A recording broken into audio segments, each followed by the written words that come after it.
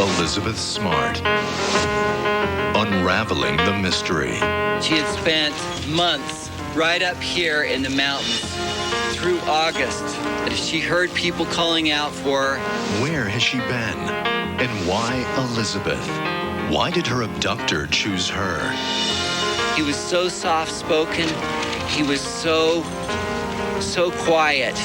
I would have never guessed that such an animal could exist. Tonight, the untold story.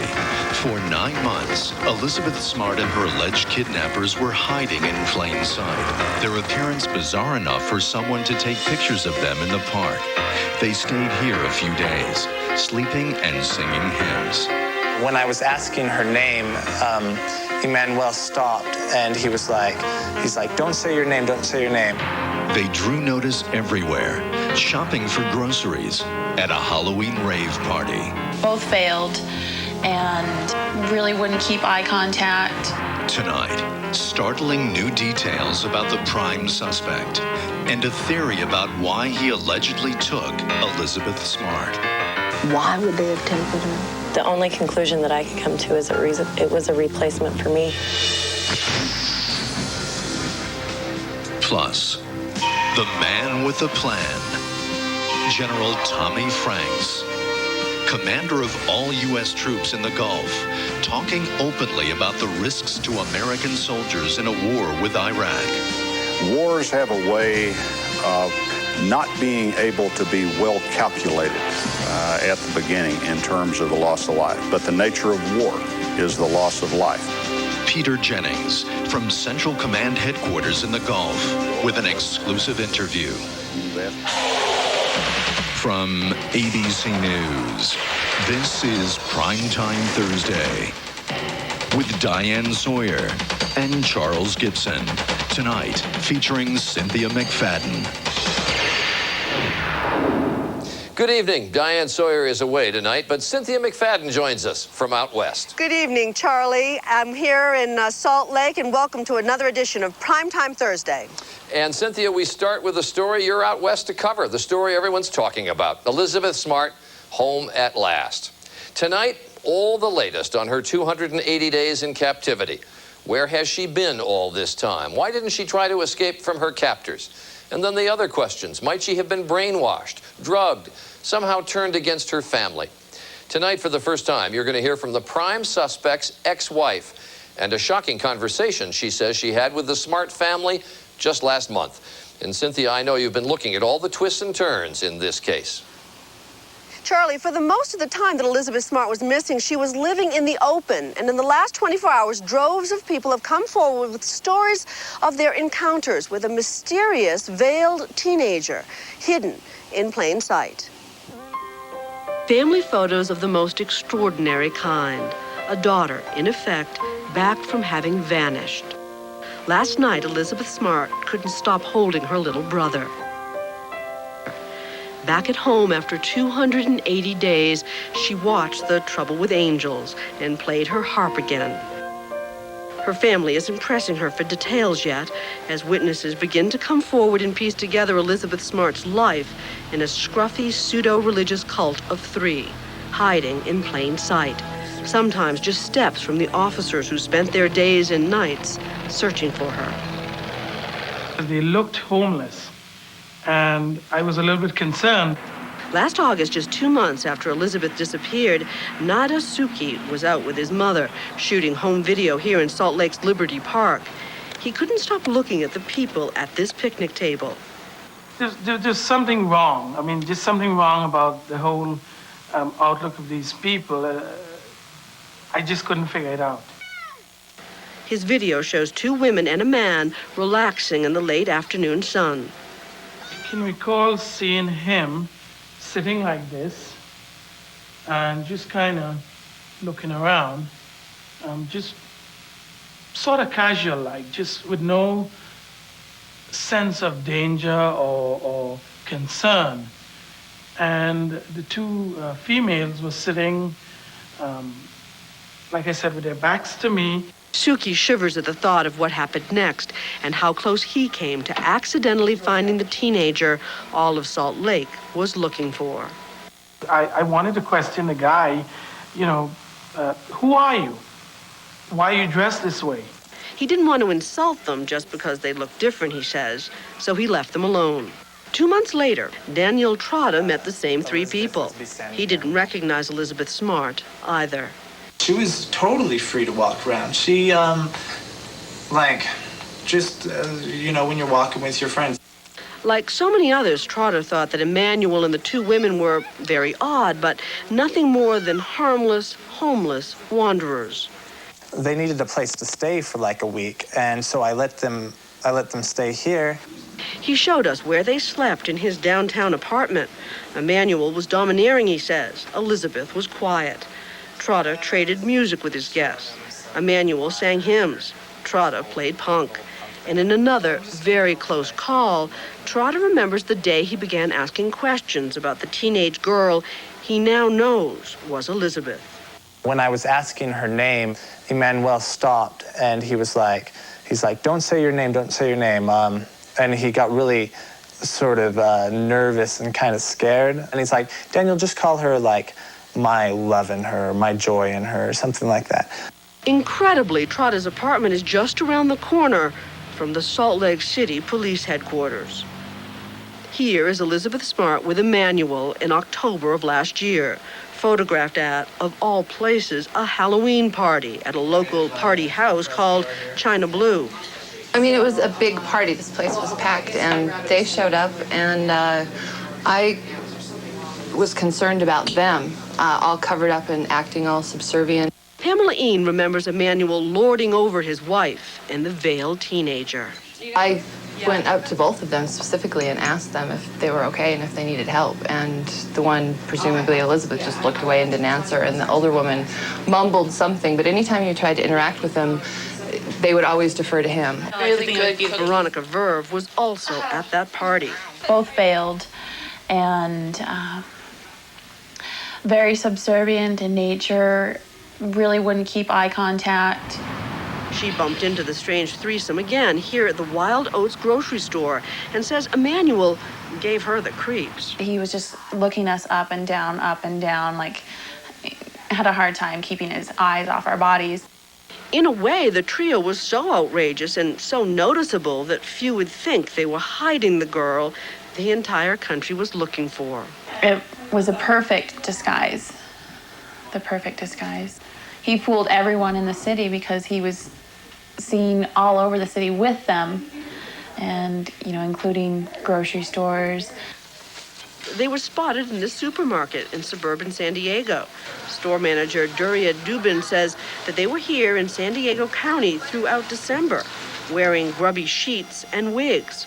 I just know that he comes, buys a few things every, our cashier mentioned he comes like once or twice a week, and buys some groceries and just leaves. Everyone looked at them, but no one noticed them.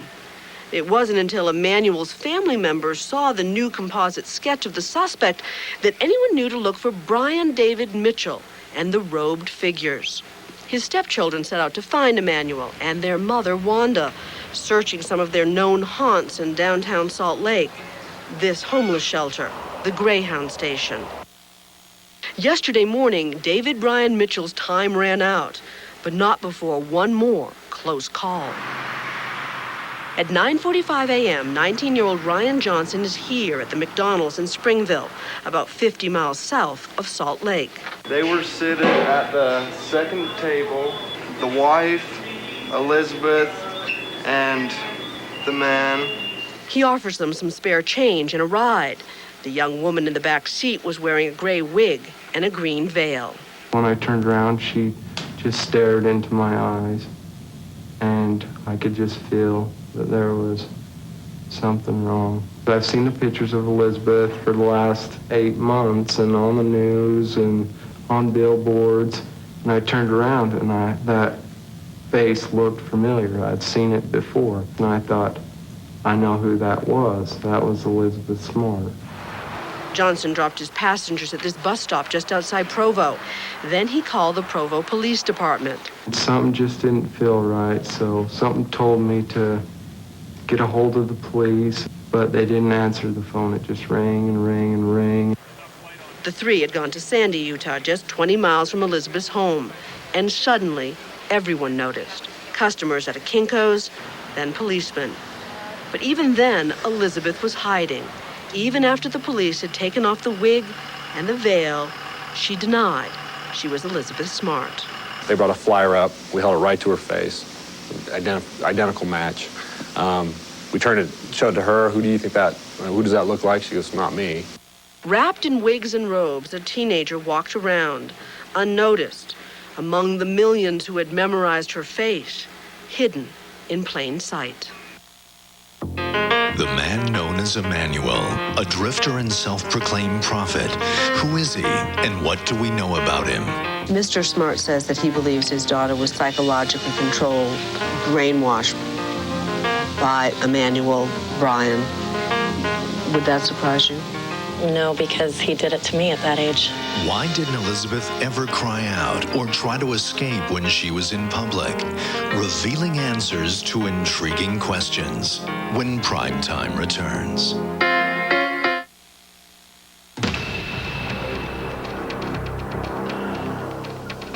So who is the man now in custody in connection with Elizabeth Smart's abduction? He calls himself Emmanuel, a biblical name for the Messiah. We know he preached the word of God to strangers on the street. What we don't know is how Elizabeth Smart fit into his plan. We're beginning to learn more about Brian Mitchell, also known as Emmanuel. Married 3 times, a one-time jewelry maker, and a former heroin addict who tonight finds himself in custody along with his wife, Wanda Barzee. It seems everyone who knows Brian Mitchell has a similar impression. He is a strange and deeply troubled man. His stepson, Derek Thompson. When we first met him, we didn't really say anything, but we went outside and it was like, what have we got here in the family? He's just one of those people that give you the creeps. Brian Mitchell and Wanda Barzee were members of the Salt Lake-based Mormon church when they met and married in the late 1980s. At the time, Mitchell was reportedly in drug rehab for heroin addiction. Barzee's children from an earlier marriage who lived with the couple say they soon became victims of Mitchell's psychological abuse. Luri, Barzee's daughter, describes an especially twisted incident. Came home for dinner, asked what we were going to have. They said chicken, and the next day I went out to go feed my pet rabbit, and it was gone. I mean, you're smiling as we're saying this. I imagine this is because it is so painful. Mm-hmm. That's the kind of control that they had. They let you get attached to things and take it away. Luri Gaylor was 14 at the time. She says Mitchell's erratic behavior drove her to move out and go and live with her biological father. There was some nights that he would come in, kiss me, hug me. Inappropriately. And then sometimes at the night I could hear my mom screaming, and the fear factor there of going out and seeing what actually could have been going on. My mom was definitely controlled by him. At the same time, Mitchell was becoming a religious zealot, even writing his own, more fundamentalist version of the Book of Mormon. He would pray every night for like hours, like Joseph Smith or something. He would just kneel down on the couch and pray, and you couldn't even bug him. Do you have a sense of what he thought his mission was, his special gift? Talk to God. He was a prophet. Thought he was a prophet of God, and that he was doing a service, I guess. Wanda Barzee was also acting strangely, taking an almost obsessive interest in her doll collection. And acted like they were alive. She'd carry them around like infants. Mitchell eventually left his job as a jewelry maker. The couple sold their worldly possessions, reportedly on instructions from God, and moved into a life on the streets of Salt Lake, sleeping in parks and shelters in winter, and even living here in the mountains. Yeah, they lived in a teepee for several years. With running water? Electricity? No, they shot river, their food. They killed their food and cooked it, and they pushed a hand cart around. They tried to leave their teepee up in the winter, and the snow collapsed it. In addition to their fundamentalist religious beliefs, the couple reportedly became followers of survivalist Bo Greitz, even traveling to his compound in Idaho. But they soon returned to Salt Lake, where Mitchell emerged with a new persona and a new name, Emmanuel, the Hebrew word for God. The self-proclaimed prophet preached mostly to the city's homeless. Lee Benson is a reporter for the Salt Lake Deseret News.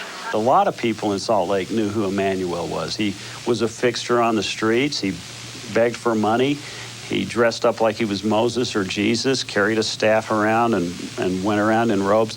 Mitchell, Barzee, and their alleged young captive, Elizabeth Smart, were dressed in these robes, the women wearing face veils, when they were videotaped last August in a Salt Lake park.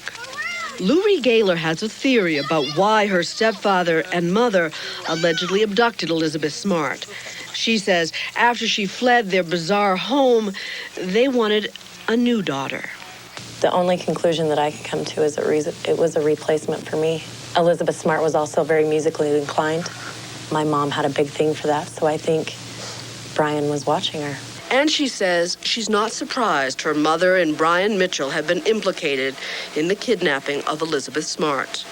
Mr. Smart says that he believes his daughter was psychologically controlled, brainwashed by Emmanuel Brian. Would that surprise you? No, because he did it to me at that age. How did he do it? By the power of his voice. You feel like you can't go anywhere, and if you try to run, then something's going to happen to you. You'll do whatever you can. You'll play the part, especially if you've been brainwashed. Finally, there's the story of Brian Mitchell's former wife, Debbie Mitchell, who says she left him because he was abusing children. I spoke to the police in the 80s about my ex-husband being a pedophile. No criminal charges were filed, and we don't know what, if anything, happened to Elizabeth Smart. But when Brian Mitchell's name was publicly connected to the disappearance of Elizabeth Smart, Debbie Mitchell reached the Smart family and told them she thought Elizabeth was still alive. I just figured he would keep her and hide her. He wouldn't kill her. He's not a murderer. He murders their souls and their hearts.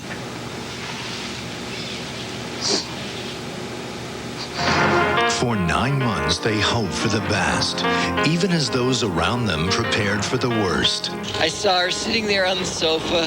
I just went up and I just grabbed her and held her and was crying and crying and crying. And I said, "Is it really you?" And she said yes. What made her family refuse to give up? And what signs did police miss? Should Elizabeth have been found months ago? When Primetime returns. Powder blue is Elizabeth Smart's favorite color. During her 9 months of captivity, she says she saw the blue ribbons all over Salt Lake City. She didn't know they were for her. Through it all, her parents held fast to their belief that their daughter was still out there alive. But try to imagine her mother and father yesterday. Suddenly, out of the blue, a phone call from police. Come immediately. Who wouldn't have feared the worst? Now, Elizabeth Vargas has details about the family's 9-month ordeal. Yesterday, calls to the police. 3 people walking down the side of a suburban road just 20 miles south of Elizabeth's Salt Lake City home. One caller said the man matched the sketch she had seen of David Brian Mitchell, a man who had once worked for the Smart family. And I looked him in the face, he looked at me, and I turned around, went back to my husband. I said, "That's him. Let me have your cell phone."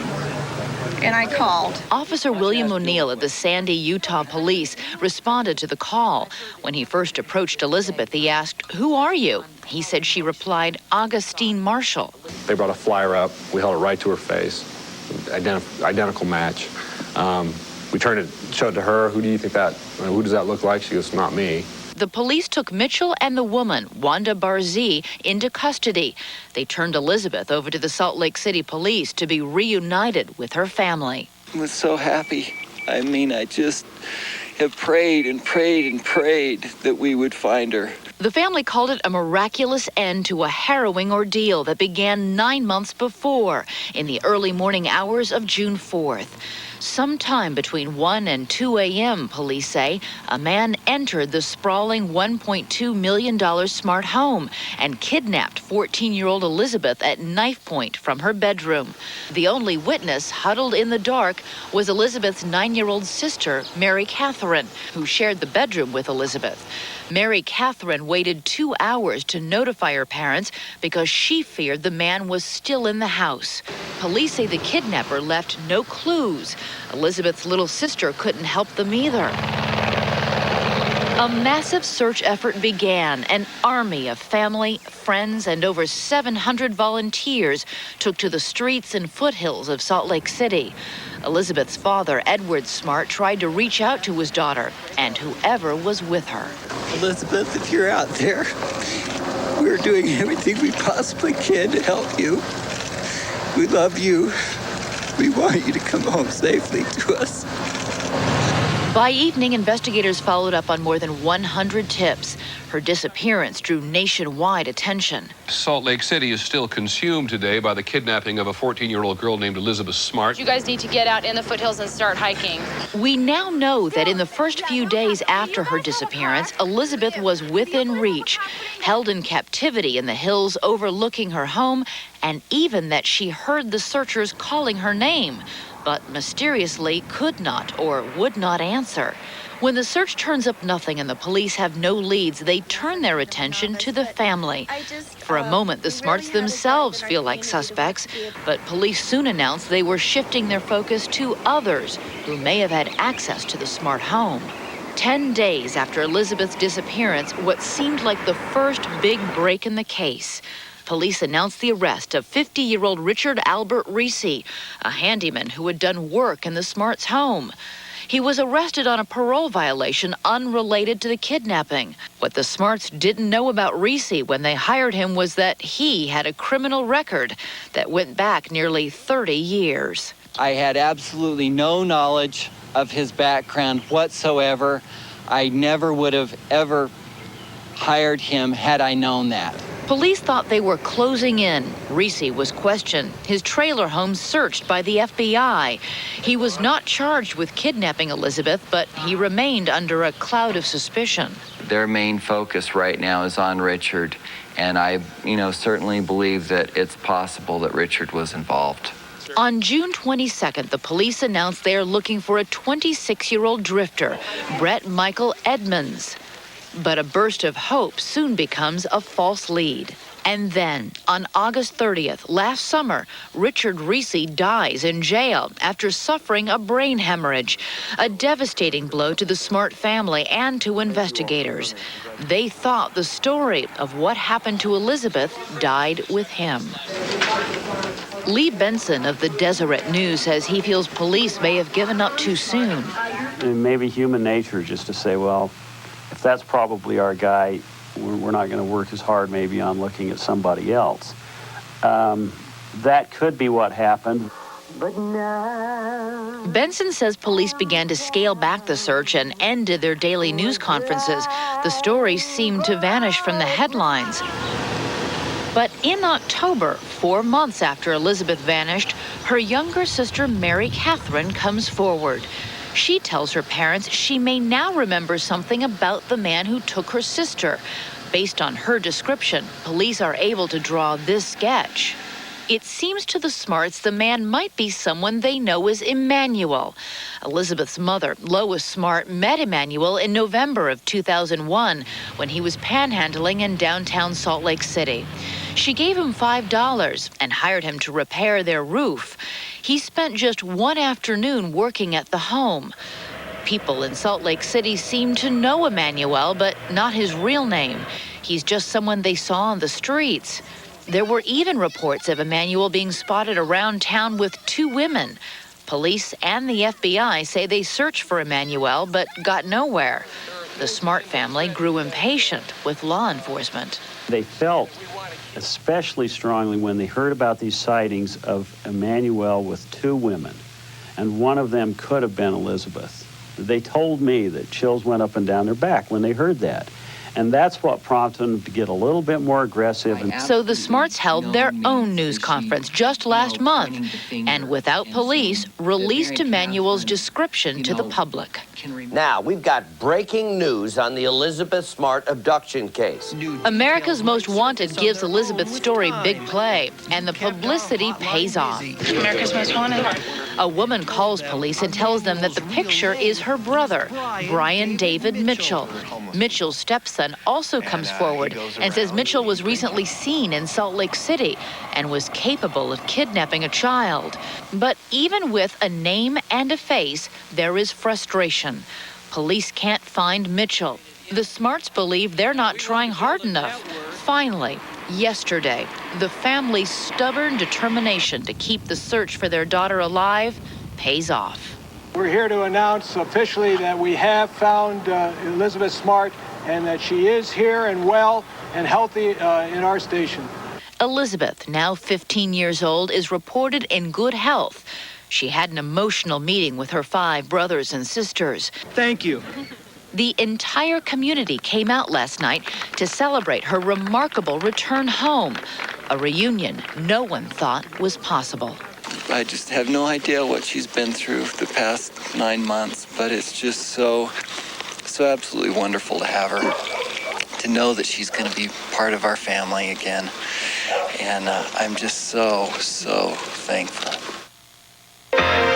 When we return, the nagging question, why when she was out in public didn't Elizabeth try to escape? If you have someone who's torturing you, you start to identify with the person who is so powerful, makes all the decisions for you. A child's desperate bid to survive when Primetime returns. A child abducted.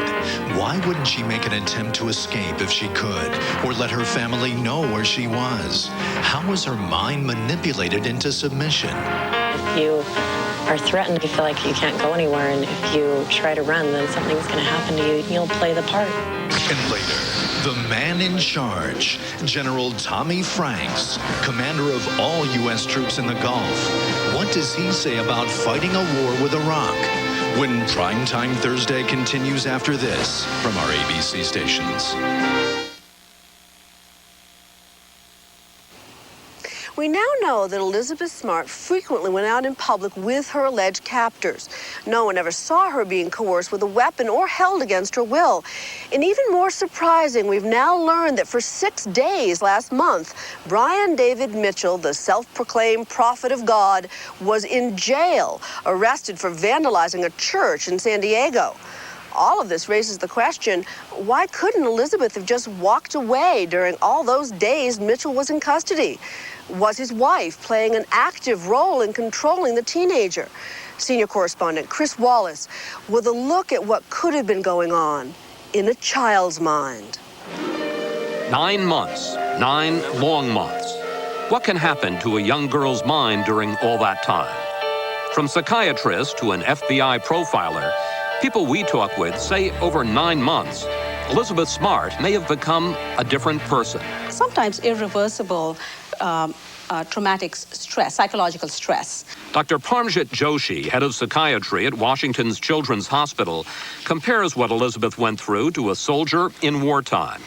She describes a long, damaging process that began the night Elizabeth was taken from her family by force. Afraid, petrified, fear of the unknown. You have no idea what's going to happen to you. Are you going to be killed right away? Are you ever going to see your parents again? Are you going to ever see your friends again? You're looking for fresh footprints. But as weeks, then months dragged on, Dr. Joshi says Elizabeth's focus would likely have turned from escape to survival. If she complied, then perhaps she will not be abused, perhaps she'll be fed, perhaps she'll have a bed to sleep in, and if you are defiant, then they might torture her and cause more harm. What you seem to be saying is, whatever the reason, there becomes a considerable incentive to go along. Yes, there is incentive to go along, only to be able to survive and to also protect your family members. This morning, Elizabeth's father, Ed, gave a clue about the kind of power he thinks Brian Mitchell had over his daughter. I can just tell that he did an absolute brainwashing job on her. Those pictures of Elizabeth dressed in flowing robes are startling. Out in public with Brian Mitchell, not crying out for help when she had the chance. But Dr. Joshi describes it differently, as a young girl trying to adapt to her horrifying situation. She was dressing the way he wanted her to, behave the way he wanted her to. And there's the possibility that she started to believe in his value systems, in his religious beliefs, and in the way he conducted himself. And why would she do that? He was an adult. And if at that point a very powerful adult comes into one's life, you can be swayed away. There is a rather strange and somewhat pathological bond. Former FBI profiler Greg McCrary spent 25 years working on dozens of kidnapping cases. And he says this bond between victim and captor often runs to extremes. There's an us versus them or a we-they mentality that develops where they become one with the captor almost, and the outside world is more threatening. They see that as more dangerous to their survival than staying with the captors. Brian Mitchell and the veiled women spent a few nights last October in this Salt Lake City apartment with people who say Elizabeth never gave a sign she wanted help. They seemed fine together. She didn't seem like she was in a big hurry to get away or anything. Mr. McCrary, why, when they have the opportunity to escape, to get to freedom, why don't they take it? They believe their survival is directly attached to maintaining contact with that captor, that he is the key to their survival, especially for a younger child who doesn't really know how to survive in the real world and doesn't know where to go or what to do necessarily. McCrary has seen it in case after case. Psychiatrists even have a name for it, Stockholm Syndrome, which comes from a 1973 bank robbery. 4 bank tellers were held hostage inside the bank in the vault in Sweden for several days. And during that time, they developed a very close bond with their captors. And when they were released, the authorities and everyone was very puzzled that they really enjoyed and liked and were attached to their captors.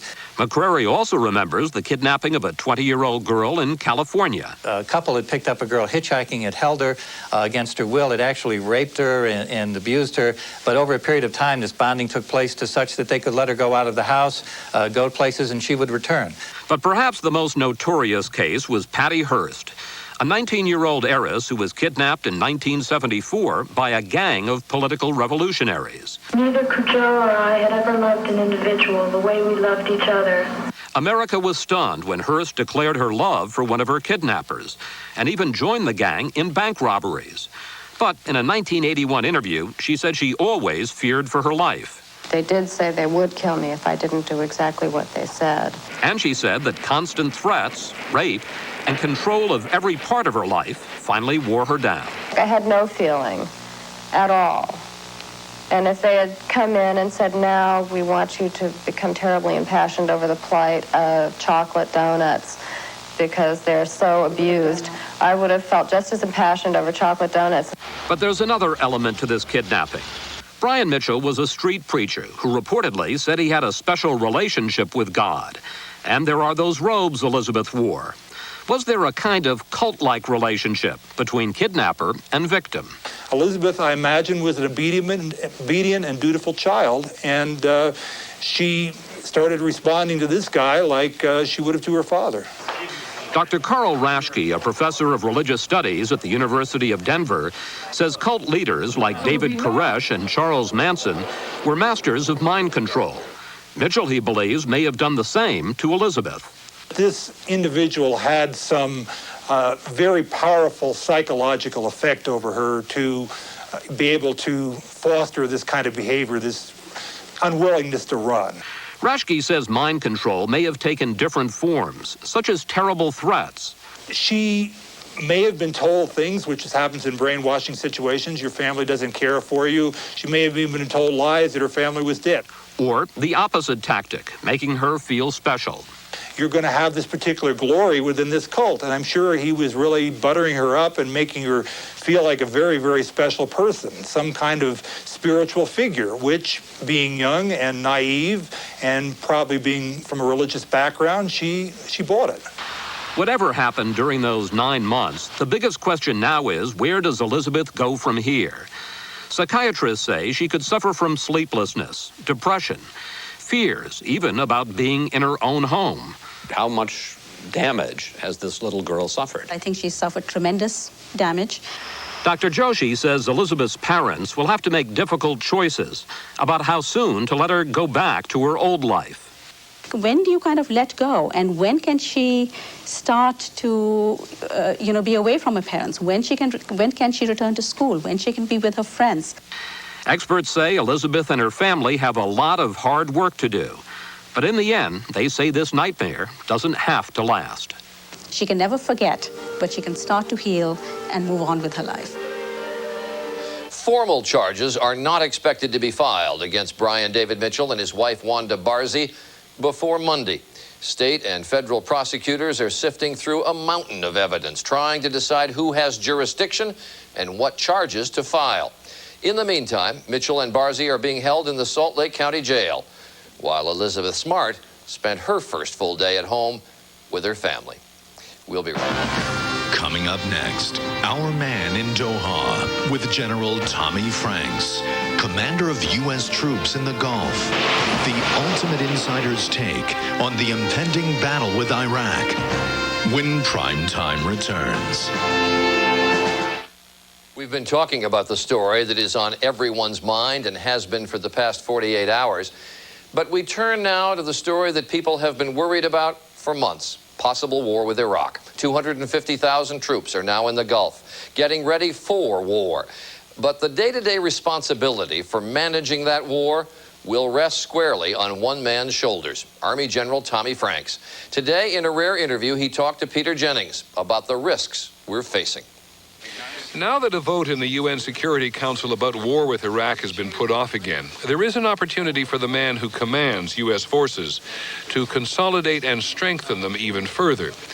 It is Army General Tommy Franks, who we saw at his headquarters in Qatar today, who will decide not when war begins, but how war is fought. From a purely military point of view, would you like to have more time before the battle begins? The person who likes war least is the soldier, and I'm no different. And so one, I think, hopes to never have a war. On the other hand, one is wise to not try to turn hope into a strategy. And so I think what we do every day in the military is get ourselves better and better and better prepared. Do you have enough men to liberate the people of Iraq from Saddam Hussein and enable them to at least begin the process of democratizing without costing American lives? Without costing American lives, never will one get a guarantee, because wars have a way of not being able to be well calculated at the beginning in terms of the loss of life. But the nature of war is the loss of life. I've talked to young soldiers and Marines this week close to the front who openly admit that they're afraid. Sure. Is fear a factor for the commander as well? A long time ago, I think I was a lieutenant, and someone asked me in a battle environment, are you ever afraid? And I said, of course. Of course I'm afraid all the time. Courage has to do with controlling fear, and it seems to me that focus has a way of overcoming anxiety. We'll monitor the movement of the units and so forth on here. This is the Joint Operations Command at General Franks' headquarters, where Marines and soldiers, airmen and sailors will monitor General Franks' overall battle plan. It is here the commander will see the big picture, and where problems on the battlefield can be instantly detected and hopefully solved almost as quickly. If there is fighting in the streets of Baghdad, they can watch it here, yard by yard. Millions of Americans who have a stake in American servicemen and women overseas are frightened of what may happen if Saddam Hussein chooses to fight in the cities. We certainly have a preference not to see civilians or non-combatants in close proximity to military formations, because we're Americans, and that's the way we look at it. That does not mean that we do not have the capability to go any place we have to go in order to accomplish the mission. This is General Franks' last interview before the war, if there is a war, and he is naturally guarded, except on the subject of Saddam Hussein himself. How much stock do you put in all of these reports that we all hear, that he may bust his dams in order to try to flood the battlefield, that he has possibly mined his oil fields and his refineries in order to cause havoc for advancing troops? I know you have to take them seriously, sure, but how much stock do you really put in them now that your intelligence is getting better? Anyone who will kill thousands of his own people is certainly capable of destroying his own infrastructure. Look, is it possible that Saddam Hussein, that the regime could destroy his own infrastructure? Sure it is. Is it possible that that regime can prevent us from accomplishing our military mission by taking such actions? Absolutely not. If you were Saddam Hussein, do you think that chemical and biological weapons would be a legitimate tool in your box, in your toolkit? I would never place myself, Peter, in the mind of the leader of the Iraqi regime. Isn't that part of what a commander's supposed to do? No, sir. I think what every commander will do is study the psychology and study the outward manifestations of what may go on in an adversary's mind. I believe that the use of weapons of mass destruction is beyond the law, and in my view, the use of weapons of mass destruction is not justified.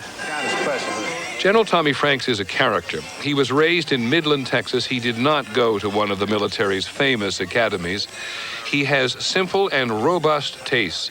He likes hunting and smoking cigars. He has been both militarily and politically successful.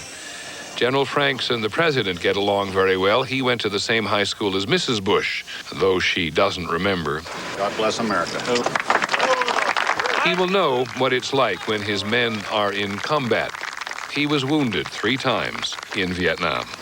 The greatest obligation that commanders feel is to get their job done, accomplish the mission to be sure, but you know as well as I do, Peter, what their second concern is, and that is to take care of their own people. And is there any doubt that you can win the peace? There is absolutely no question in my mind that if the President of the United States decides to take military action, that we have sufficient, I use the word capacity, not levels of troops, not counts of bombs. We have sufficient military capacity to do the job that America's military would be asked to do. What an honor it is to hang that on you, buddy. General Franks knows he's sometimes referred to as a modern Roman governor who will occupy Iraq as the Romans did 1,800 years ago. He doesn't like the analogy. He also knows the Romans were defeated in the very place where Americans will now do combat with Iraq. Put that in your collection. The Americans will prevail. He has no doubt. This military man would prefer to say, if called on to do this mission, there is no doubt about who is the victor. There is no doubt. Events concerning the war are beginning to happen quickly. And for all the latest, stay tuned to ABC News. And you'll find more of Peter Jennings' interview with General Tommy Franks at abcnews.com. We'll be right back.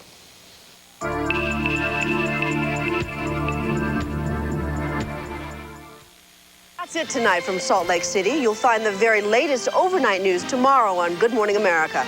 I'm Cynthia McFadden. Good night, Charlie. From our team here in Salt Lake, have a good evening. And I'm Charles Gibson. Diane will be back next week. From all of us here at Primetime Thursday, have a good night.